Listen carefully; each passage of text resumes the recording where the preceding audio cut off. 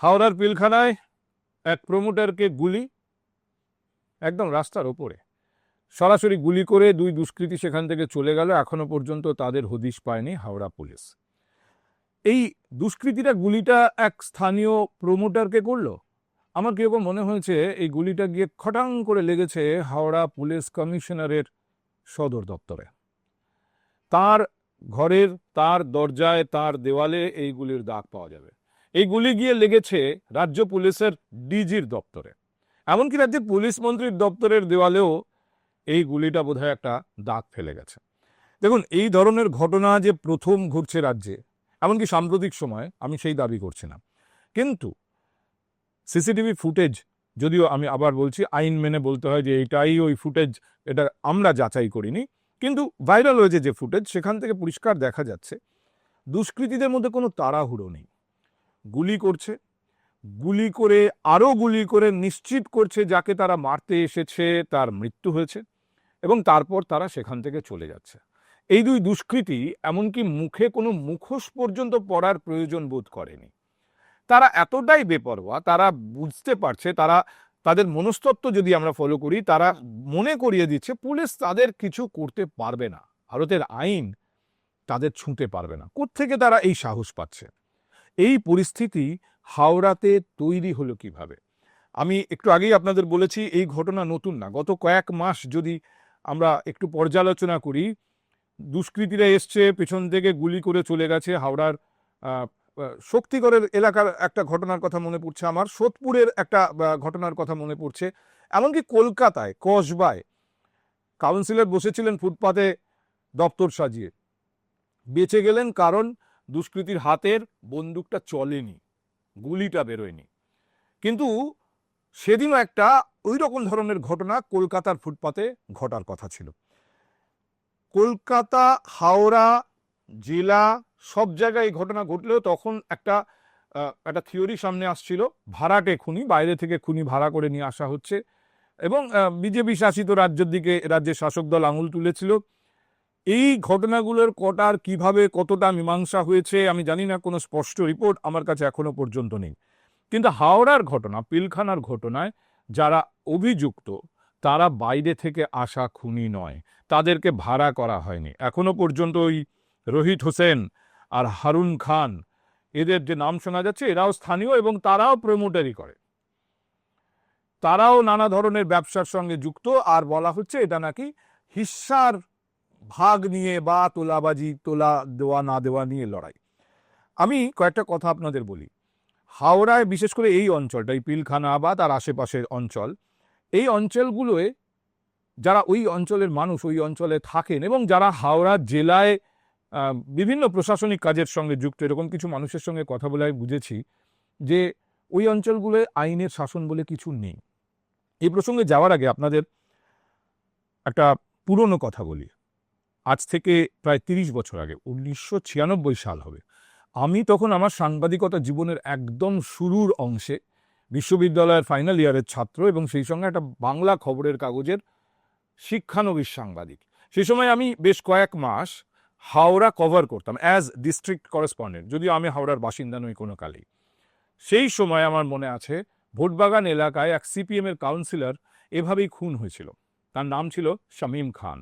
এই ভোটবাগান এলাকাটাও একই রকম কুখ্যাত ছিল, ভোটবাগান বস্তি এলাকা। কিন্তু তখন সেখানে এই ধরনের দুষ্কৃতীরা বাইরে থেকে গিয়ে হামলা করত। রসগোল্লা বলে একজনের নাম সে সময় উঠে এসেছিল এই খুনের পেছনে থাকা নাম হিসেবে। সে ওই অঞ্চলের বাসিন্দা ছিল। আমি পরে শুনেছিলাম যে শামীম খান তার মেন্টর ছিলেন, এবং পরবর্তীতে ওই রসগোল্লার হাতেই শামীম খান খুন হয়ে যায়। কিন্তু রসগোল্লা সেই সময় হাওড়ার বাসিন্দা ছিলেন না, হাওড়া থেকে বাইরে তাকে থাকতে হতো, পালিয়ে থাকতে হতো, কিন্তু সে কোনো কারণে প্রতিশোধ নিতে ফিরে গিয়েছিল এবং শামীম খানকে খুন করেছিল। ওই সমস্ত অঞ্চল তখনও নটোরিয়াস, বিশেষ করে যখন রেলের লোহার ছাদের বিক্রি বাটা নিয়ে ওখানে প্রায় দুষ্কৃতীদের মধ্যে লড়াই হতো। এবং ইন্টারেস্টিং হচ্ছে, সেই বাম জমানায় যখন এ রাজ্যে বিজেপির সেই অর্থে কোনো রাজনৈতিক ফুটপ্রিন্ট নেই, সেই সময় বেলুরের ব্যবসায়ী প্রভাত ভট্টাচার্য খুন হয়েছিল। প্রভাত ভট্টাচার্য খুনের মামলায় গ্রেপ্তার হয়েছিল রাখাল, যে এই বালি এলাকায় তখন বিরাট বড় ডন। ইন্টারেস্টিং হচ্ছে, রাখাল নাকি সেই সময় বিজেপি করত।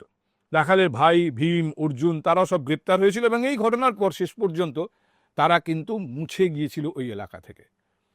যে ঘটনা পিলখানায় ঘটেছে সেই ঘটনা প্রমাণ করছে যে পিলখানায় কোনো রকম আইন শৃঙ্খলা নেই।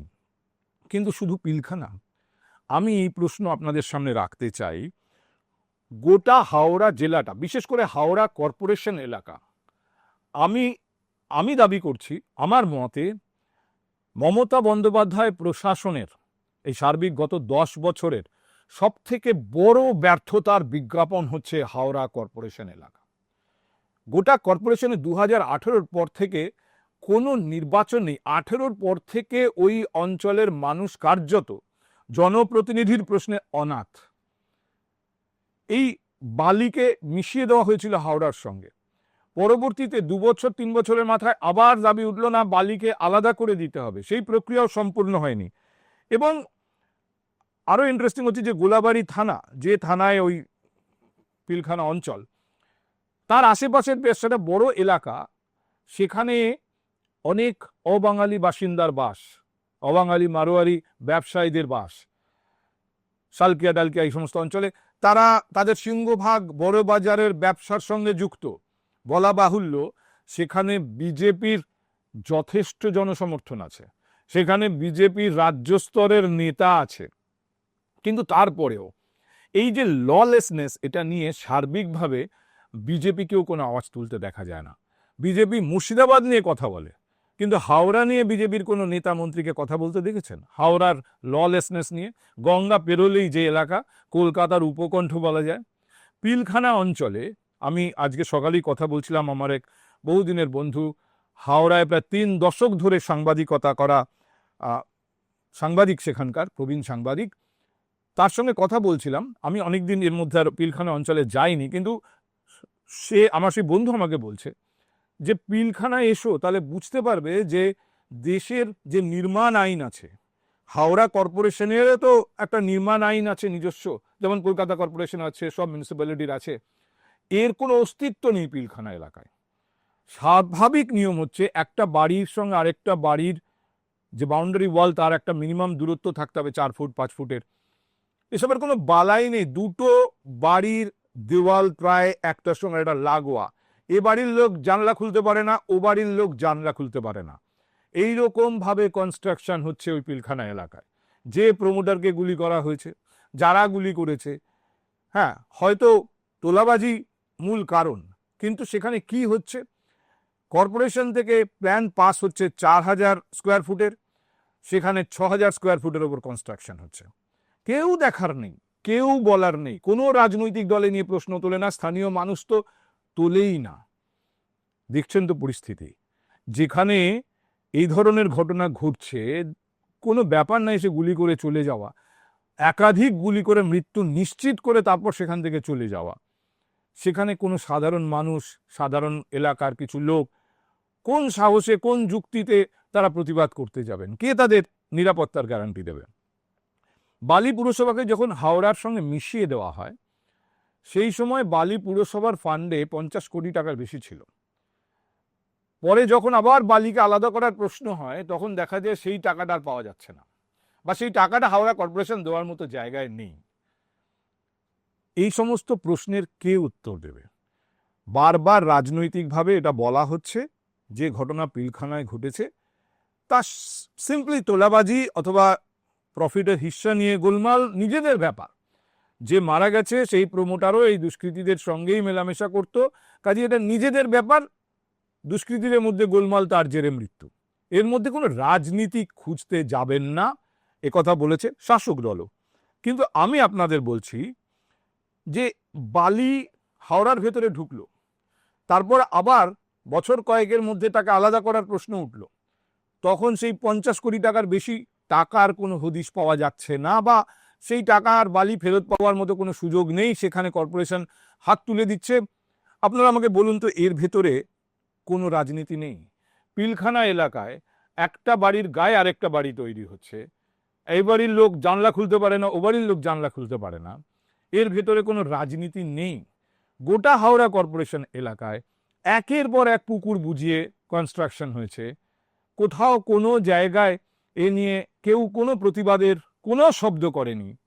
এর পেছনে রাজনীতি নেই। এই মুহূর্তে যা পরিস্থিতি ওখানে, এই মুহূর্তে পিলখানা এলাকার যা পরিস্থিতি, তাতে গোটা জায়গাটার মধ্যে ভারতীয় আইনের কোনো অস্তিত্ব নেই, এ কথা ওই অঞ্চলের অনেকে বলছেন। এর মধ্যে কোনো রাজনীতি নেই, এর মধ্যে কোনো রাজনৈতিক ব্যর্থতা নেই।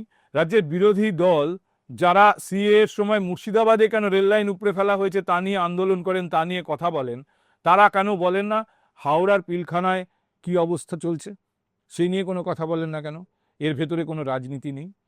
কাজেই বিষয়টাকে যত সহজে বুঝিয়ে দেওয়ার চেষ্টা হচ্ছে, হাওড়ার বিষয়টা বোধহয় তত সহজ নয়। আমার মনে হয় আমি আপনাদের সামনে একটা অনুরোধ রেখে যাই, আসুন কয়েকজন, আমিও যাব আপনাদের সঙ্গে।